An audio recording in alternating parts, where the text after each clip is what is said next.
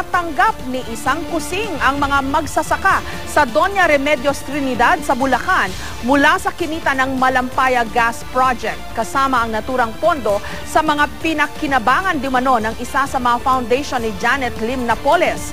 May report si Maki Pulido. Sa listahan ng COA na nakuha ng reporter's notebook, isa ang bayan ng Doña Remedios Trinidad sa Bulacan ang nakalagay sa napaglaanan ng bahagi ng kinita ng Malampaya Gas Project.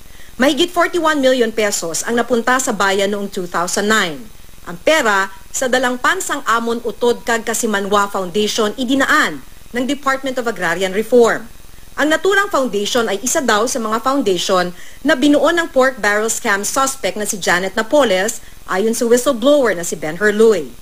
Mahigit 1,000 magsasaka ng Doña Remedios Trinidad dapat ang nakatanggap ng agricultural production input. Pero sabi ni Mayor Ronaldo Flores, wala silang natanggap ni isang buto ng gulay. Nang ipavalidate raw niya ang listahan ng magsasaka, mahigit 1,000 pangalan at lagdarin ay peke ang pirma. At pinatrace namin kung talagang may nakarating, ayun nga, wala kaming nakita na wala talagang nakarating sa amin. Pinavalidate namin. Sa sandaling paglalakad namin sa poblasyon ng bayan, nakilala namin ang ilan sa mga nakalistang beneficiary. Kayo po. Magandang hapon po. Kayo po si Mr. Roberto Soriano. Isa rito si Roberto Soriano, wala raw siyang natanggap na agricultural inputs at dapat lang wala dahil kababalik lang niya mula Dammam, Saudi Arabia. Kaya nga po gustong-gusto ko pong malinis po yung pangalan ko.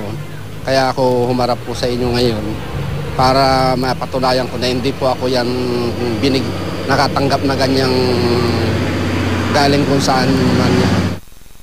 Si Joselito Raimundo, isang empleyado ng munisipyo, nagpakita pa ng sample ng kanyang pirma para ipakitang forged ang lagda sa list of beneficiaries.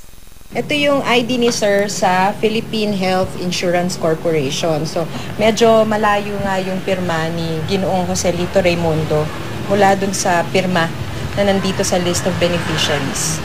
Masama ang loob ng Municipal Agricultural Officer na si Leonora Bulinas. Napakalaking tulong daw sana nito sa kanilang mga magsasaka. At ang mga magsasaka pag humingi sa'yo ng seeds, wala kaming maibigay. Naaawa kami. Kulang na nga lang po yung baon namin, ibigay pa namin sa mga farmer na na-encounter namin. Agrikultura ang pangunahing ikinabubuhay ng mga taga Doña Remedios Trinidad. Malaking ginhawa sana raw ang pondong ito sa mga mahihirap nilang magsasaka kung natanggap lang nila. Maki Pulido, GMA News.